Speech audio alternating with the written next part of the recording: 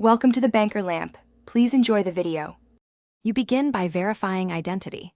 Have your Aadhaar number and an accepted ID ready, and sit with the mobile whose number you will link. Once done, choose your route. Use the UIDAI online portal if your mobile already receives OTPs, or schedule a quick visit to the nearest Aadhaar enrollment/update center for in-person authentication. Make sure your phone is charged and network is working. This saves time during OTP verification. Now proceed to the actual update step, depending on your choice. You now execute the update. If online, log into the official UIDAI portal, enter your Aadhaar, request an OTP to the target mobile, and confirm the change by submitting the OTP and required fields.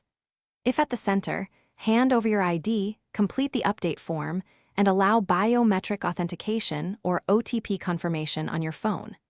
Make sure to receive an acknowledgement slip or reference number. This is proof of request and helps you track status in the next step. You finish by noting the update request number and checking the status online after 24 to 72 hours. Once approved, your Aadhaar will show the new mobile. If OTP does not arrive, verify that the SIM is active, the number entered is correct, and network coverage is stable. Then retry or use the Aadhaar Center for biometric verification. If the update is rejected, review the stated reason, correct any document or data mismatch, and resubmit promptly to avoid delays. Thanks for watching. If this was helpful, leave a like and consider subscribing. See you next time.